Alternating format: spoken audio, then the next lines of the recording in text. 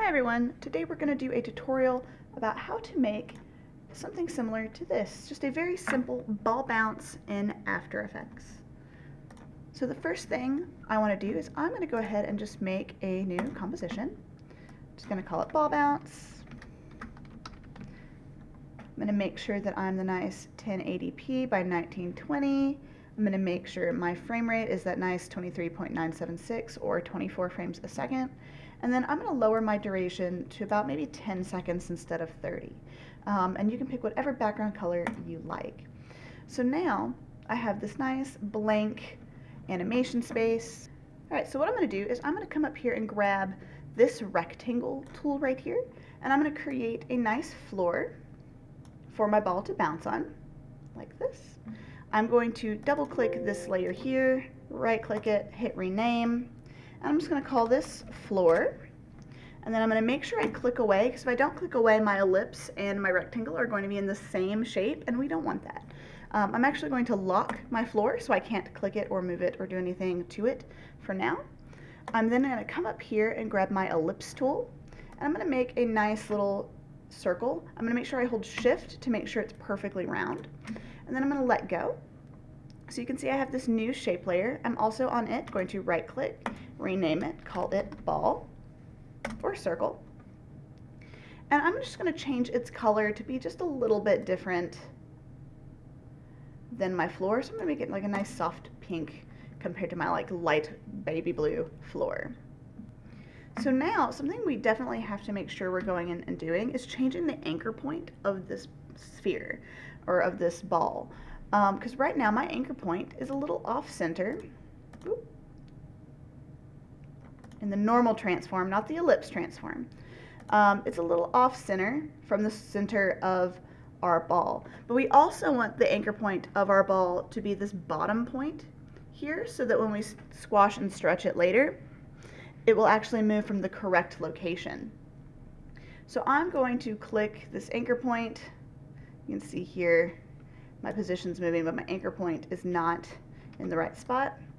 I'm just going to drag that anchor point by clicking and dragging on these blue numbers to get that anchor point centered on that bottom dot here. Now zooming in will make it a little bit more precise. If it's a little off, it won't be too visible. But getting it nice and precise on there by tapping in some numbers will definitely help. All right, so I'm going to make sure I have my standard selection tool clicked, or V on the keyboard, and I'm just going to go ahead making sure I'm at the very beginning of my timeline, so all the way over, and I'm going to take my ball off screen. Now the process to get this to bounce accurately and a little bit more realistically is going to seem kind of silly, but it does make it a little bit easier and is a little bit more streamlined to get our ball to animate from one point to the other with bounces. So I have my sphere, circle, ball over here, and I'm going to go ahead and keyframe my position. So with ball selected, I'm in the normal transform, not the ellipse transform, because this one also has a transform here. We do not want this one. If we animate on this ellipse one, it's just not going to look as accurate and as nice. So in this transform here, I'm just going to click my stopwatch here to start the keyframes. I'm going to tell it to start. So you can see I get this little diamond here. And then I'm going to go all the way to where I think my ball bounce would end. So for me, currently, I'm just going to end it at about 8 frames. So about this 8-second mark. So I have my start keyframe here all the way out here to the 8 frames. And I'm just going to take this ball and I'm going to move it all the way across so that the base of that anchor point is in line with my floor and my ball is now off the visual. So I'm no longer in my render view here. And because I have my stopwatch turned on, my position's automatically going to keyframe. So what I have now here is this ball just going from A to B. There's no bounces whatsoever. So what we're going to do now is we're just going to figure out about where on our timeline that first hit, that first connection to our floor is going to happen. So for me, I think it's going to be about at around 2 seconds, give or take a little bit, but we're going to play with our timing a little bit later.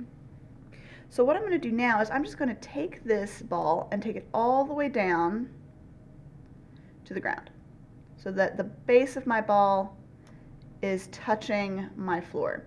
And what should happen if you've moved things in the correct transform is you're going to get these little dots on this curve. This is just kind of a visual representation of your graph in After Effects. So now I have something that looks like this, where it kind of slopes down and then comes back up. Now, these curves here are the way we're actually going to get our bounces. So what I'm going to do is I'm going to come to about halfway between this bounce, and I'm just going to grab these little handles, these are called tangent handles, and I'm just going to move them around so I can get my bounce to look nice and arced. Now don't worry about this other half down here, we're going to deal with that in a second. So now when I start, my ball comes in and makes a connection right there on the ground, on the floor. What makes this realistic is when you hold down Alt, move down just a little bit, you can grab these tangents and break them so that they can be moved independently. Now in my experience, you can really only move one tangent handle at a time. So if I move this Alt here, see how it resets this other handle. So you want to move the first side, whichever side, right or left, you want, into the correct arcing pattern, and then you're going to hold Alt, grab the other one to bend that into the correct motion. Now, what we're going to do is every time we want our ball to bounce on our timeline, we're just going to make sure we keyframe it at that location. So I'm going to say it's going to go maybe at about 3.5 seconds. So I'll take it, move it down, and I'm not going to fix all of my curves all at the same time. I'm not going to go one by like bounce, fix curves, bounce, fix curves. I'm going to go ahead and set all of my bouncing motions first. That way I have all my curves to work with. Now for me, if you notice, all my keyframes are getting incrementally smaller. This is to make a more realistic bounce. They do kind of have this decrease of momentum as our balls bounce. I'm going to do a nice tiny one right here. And then I'm actually going to have it roll off screen as it goes, or give the appearance of it's rolling off. So what I'm going to do now is I'm going to come in here, and between each bounce, I'm going to grab my keyframe spot. So you can actually just directly click on these kind of like boxy little sections here. These are your actual keyframes. So I'm just going to click on the actual keyframe, move the one side, hold Alt. Ooh, I must have already moved one. Come down, hold Alt, make this one come up a little bit. Move my time slider so I can see what the next bounce is doing. Shift this one.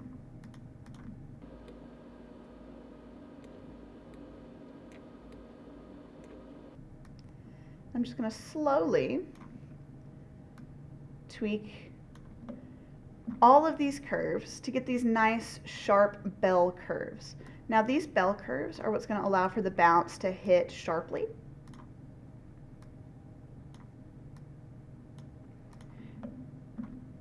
And then to get that nice flat roll, I'm just going to make this anchor point flush with the ground. So see how this one's a little arced up? If I take that and make it flush with the ground, you'll see there's no more arc to it. So as I was saying, all of these bounces are going to act sharp because of this type of bell curve.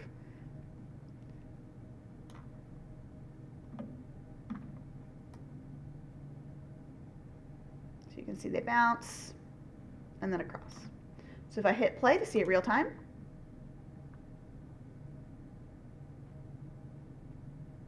timing's off a little bit, but that's all right. We'll fix that in a minute. Okay, so what we're going to do now is at each of these down points, I'm just going to keyframe my rotation. So I'm just going to come over, click my little stopwatch on one of my keyframes. I'm going to click the little diamond on all the other ones.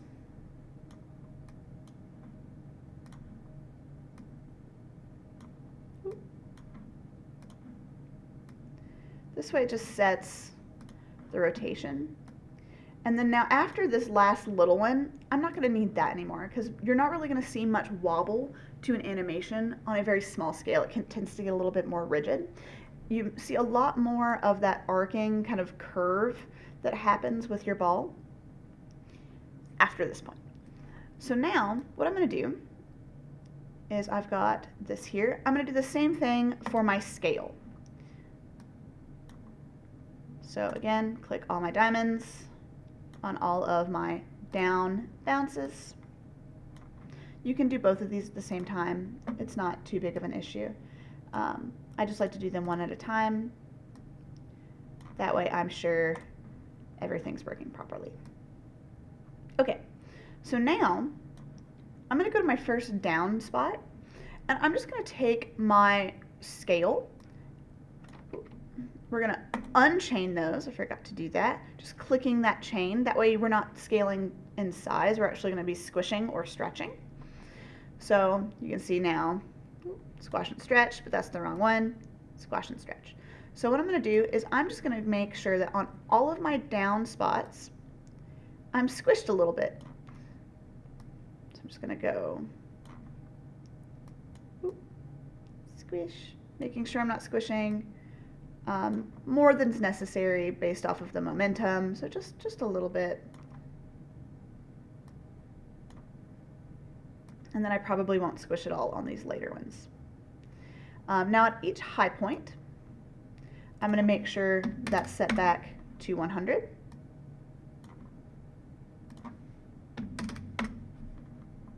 So just halfway between each of those down spots in the animation, just in case. That one. And this one. So now we have something that looks where it starts to get smaller as it bounces. Now the reason we're doing that now and we have our set to normal in the middle is because we're also going to stretch. So anytime you have a bouncing motion, things tend to constrain inwards, so they squash before stretching to get that motion. It's just a really realistic thing to do. It's a little nice little touch to add. Kind of adds a little exaggeration there as well. So about 2 or 3 frames before each bounce, I'm going to, 1, rotate so that the opposite end of wherever my anchor point is, so the top of my ball, is in line with my curve. But I'm also going to scale in the positive to make it a little bit longer. Now you don't want to exaggerate this too much because we just want to conserve the mass of what our ball would have. But adding that lengthening will make it a little bit more realistic. I am going to come in here and make my bounce here a little bit bigger. So it's a little different than my second one. So what we have is up to this middle point, you can see it starts to lengthen.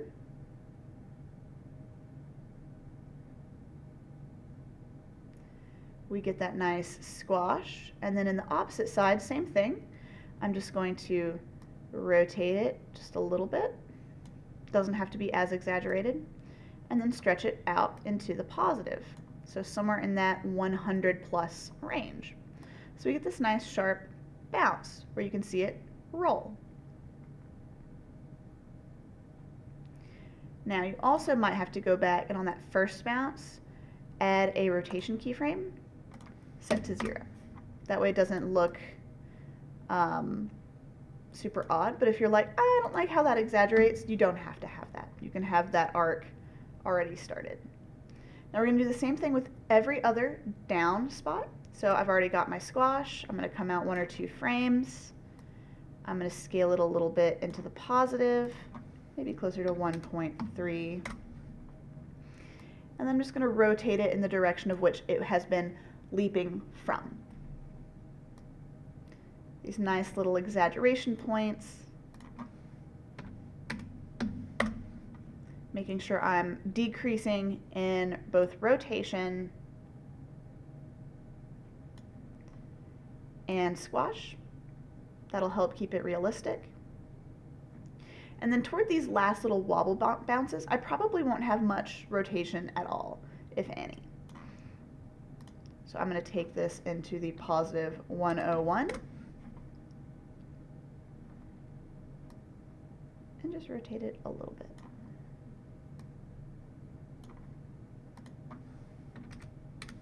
Maybe this last bounce before my wobble starts is just back to normal squash.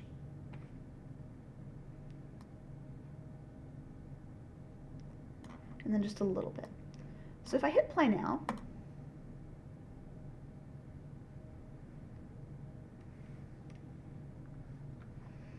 that looks a lot more realistic. Now my timing is a little bit off, that's fine. You can easily come in here, grab all your keyframes that you want to move, and just scoot them.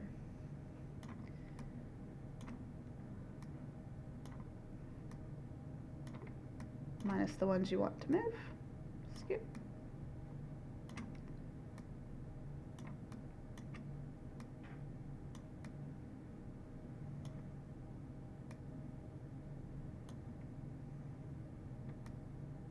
And I'm just holding shift to remove the keyframes that I don't want selected anymore.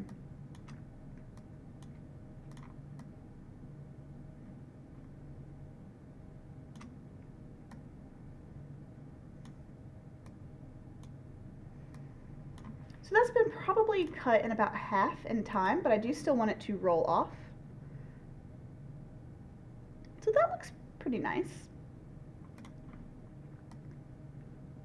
Now if I want it to slow down even more, halfway through this empty space, I can set another position keyframe and just shift it, wrong direction.